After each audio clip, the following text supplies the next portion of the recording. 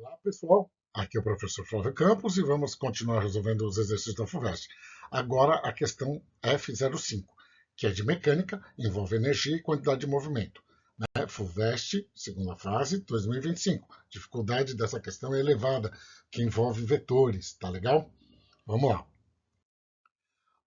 O efeito Stirling é o nome que se dá à modificação do módulo da direção e da direção da velocidade de uma espaçonave quando ela passa nas imediações de um planeta.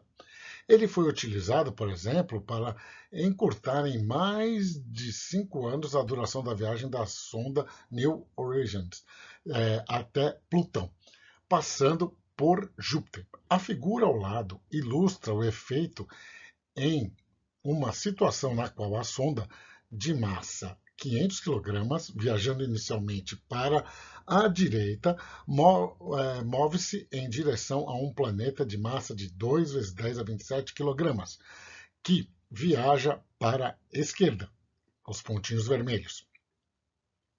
Como a massa da sonda é desprezível frente ao planeta, a trajetória deste último praticamente não se altera, embora parte de sua energia cinética, olha só, embora parte de sua energia cinética seja transferida para a sonda. Nos pontos A e B indicados na figura, a distância entre a sonda e o planeta são tais que a energia potencial gravitacional associada à interação entre eles pode ser desprezada. Tá bom? Então ele te deu todas as dicas aqui para responder alguns dos itens abaixo. Tá? Então vamos direto para como eu vou ter que ler cada item novamente, então vamos passar para o item A primeiro.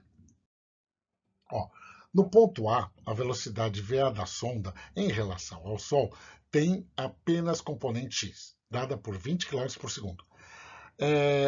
Enquanto essa velocidade no ponto B é VB, com componentes em x igual a menos 7 km por segundo, note que tem uma componente para a esquerda, né? E a componente y igual a menos 24, que é para baixo. De quanto foi o aumento no módulo da velocidade da sonda entre esses dois pontos? Então, primeiro vetorzinho, né, o VA de 20 km por segundo na direção x. O segundo vetor, né, o VB, ele tem componente VBX, VBY.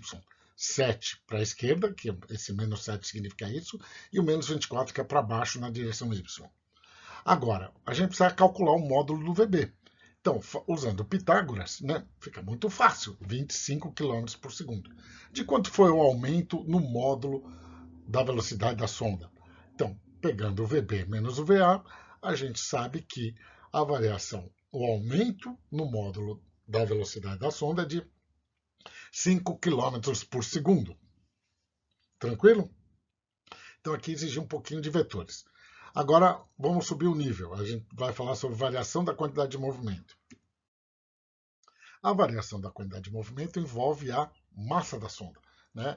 Que é igual a m vezes v. Então, primeiro vamos analisar no eixo x.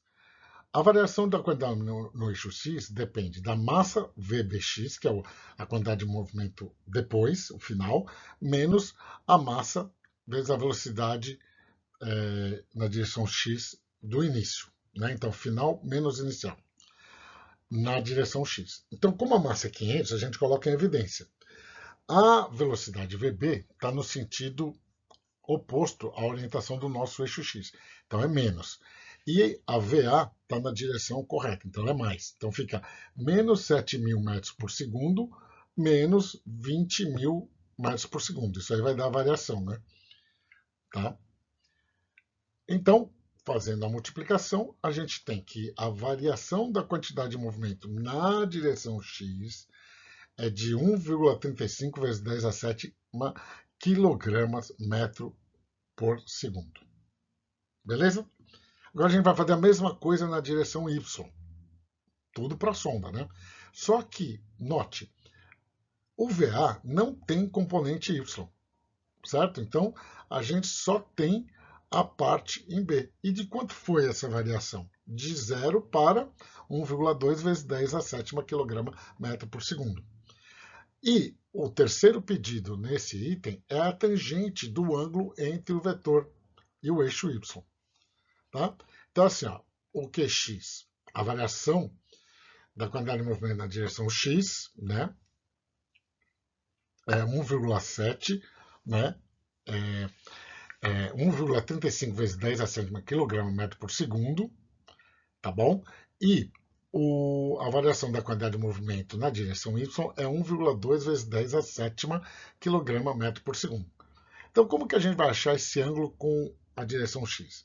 Vamos usar a tangente, né? Porque a gente tem o cateto oposto, que é o QY, e o cateto adjacente é o delta QX. Dividindo os dois, a gente tem que a tangente é aproximadamente 0,89. Beleza? Foram esses pedidos. Então, ó, determine as componentes x e y do vetor variação da quantidade de movimento. Foi o que a gente fez. Bem como a tangente do ângulo entre esses vetores, esse vetor, né, a variação da quantidade de movimento, e o eixo x, certo? A resultante daria na direção desse vetorzinho verde, tá certo? E a gente achou o ângulo θ, que é o ângulo entre esse vetor e o eixo x. O item C. Nas mesmas condições dos itens anteriores, qual é a razão entre a variação da energia cinética do planeta e sua energia cinética inicial? Supondo que o módulo da velocidade inicial do planeta em relação ao Sol fosse de 5 km por segundo, então é importante, né? A gente tem como calcular a energia do planeta, despreze a variação da energia potencial gravitacional associada à interação da sonda e do planeta com o Sol durante esse processo. Mas no enunciado ele já tinha falado que a gente ia ter só a variação da energia cinética na interação entre planeta e sonda. Então, como o sistema é conservativo e a variação da energia potencial é desprezível, como foi dita lá no enunciado, né? A variação da energia cinética do planeta tem o mesmo módulo, sinal contrário, da variação da energia cinética da sonda, para que a energia mecânica seja conservada. Né? Então, se a sonda está ganhando energia cinética, o planeta está perdendo essa energia. Tá bom? Então vamos lá. Aí, fazendo a continha, né, usando a equação da energia cinética, mv²/2, a gente tem essa continha aqui, ó, que é a variação dá 5,625 vezes 10 a décima joules. E a energia cinética de antes do planeta, como ele deu a velocidade de 5 km por segundo, é 5.000 metros por segundo, a gente tem que a energia cinética inicial era de 2,5 vezes 10 a 34 joules. Né? Porque olha a massa do planeta. Então a energia cinética tem que ser bem maior. Né? Agora, qual é a razão? Né? Então a gente vai pegar a variação da energia cinética, né, o módulo, e a energia cinética inicial, fazer a divisão, e a gente obtém que a razão é 2,25 vezes 10 a 24. Ah, mas não tem unidade? Não, porque você está dividindo duas grandezas com joule e joule. Então é uma razão, não terá unidade. Beleza? Então espero que tenham curtido aí a resolução. Né? Deixem qualquer dúvida, deixe os comentários aí nos comentários, né? E curtam o canal, divulguem, tá? Para que a gente possa fazer mais vídeos.